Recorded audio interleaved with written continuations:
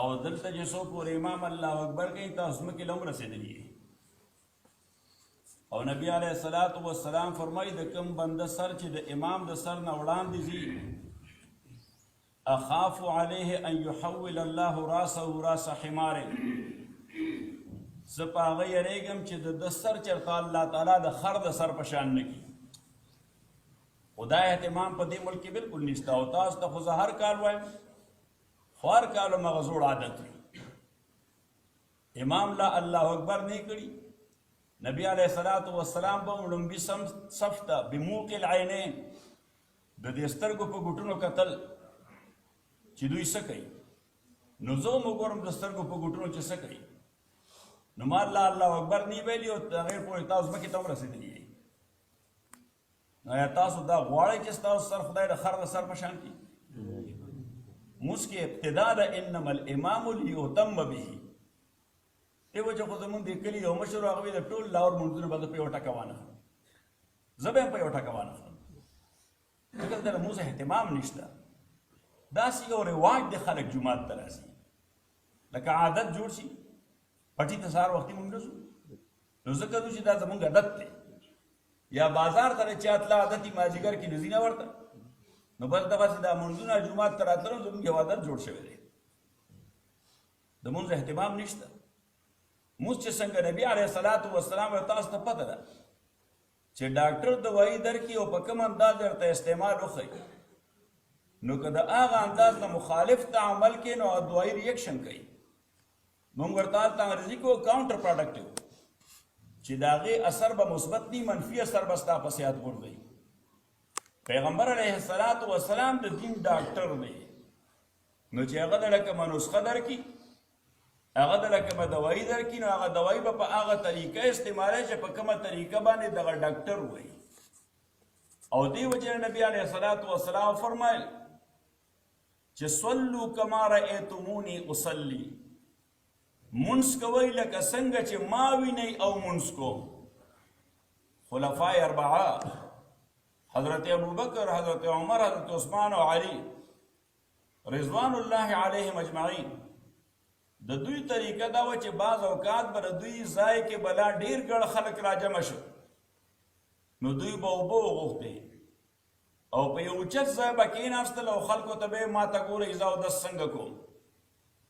او چې اودس به مکمل کړو بیا به خلکو ته ووایي هکذا کان وضوء رسول الله صلی الله علیه وسلم دا د نبی علیه الصلاة والسلام اودس دی او بیا به د مانځه نیت وتړو او ما ته ګورئ چې څنګه مونځ کوم هکذا کان صلاة رسول الله صلی الله علیه وسلم حضرت ابو هریره باندې لوی سړی دی په دې جنګ صفین کې وخود حضرت علی جانب ته او ماسخوتن مانځله به دی ته حضرت معاویه ټینټ ته حالانکه حضرت معاویه او حضرت علی یو بل سره جنګ کو او حضرت ابو هریره هغه د حضرت علی په طرف و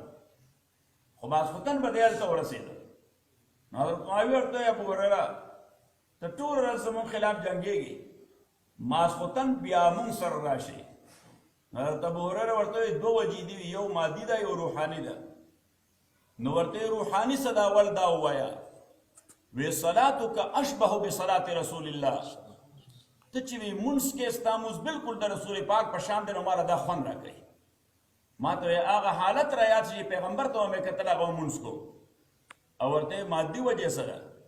نو هغه ورته حضرت علی خو ټول دال پخې مونږ باندې خورئ خو ستا په دسترخوان باندې کله چرګي کله غوښې کله بل شی کله پکې الوام تیاروېدل غو ځان غوړول لپاره دلته راځم حضرت معاویه ورته وخندل رضی الله تعالی عنه بعد تقدیر عرض میں کو استاد خدمت کی چې مونږ اهتمام کوئ ځان هم ستړی کوئ او داسې دربسار کې خټې مه کوئ دربسار کې هندو ټول خټې وکړي نو ستړی هم شي کونی هم وشلېږي او څه ثواب هم نه کېږي نو تاسو هم داسې مه کوئ چې ځان هم شلوئ او بیا څه ثواب هم نه کېږي مونځ کوئ د مونځ طریقه باندې یو مونځ کوه پنځو ته هېڅ ضرورت نشته یو کوه خو د مونځ په طریقې کوه او چې پنځه واړه وکړې ټول بې ډکئ چې امام له الله اکبر دی ویلی ته ځمکې ته رسېدلی او دا مسله د عوامو نه ده مولیانو هم دغسې دي دلته ما د مولیانو مونځ هم وکتل مولیانو هم سره غونډه اړئ ځکه مولا خو د دې معاشرې مولا دی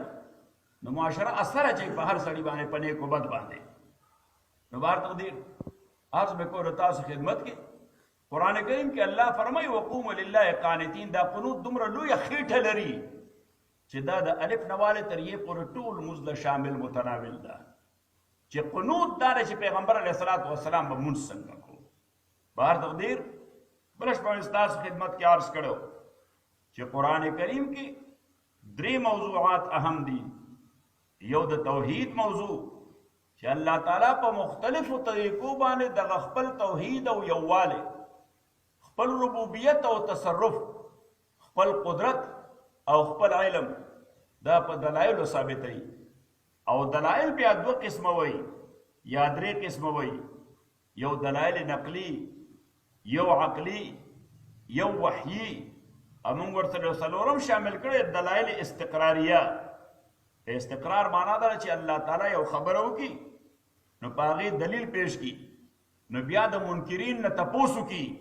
چې د دې خبره مقابله کې کتاب د پاره څه جواب وینه هغه وایي. نو چې خاموش پاتې شي دې معنا دا چې هغه اقرار وکړي.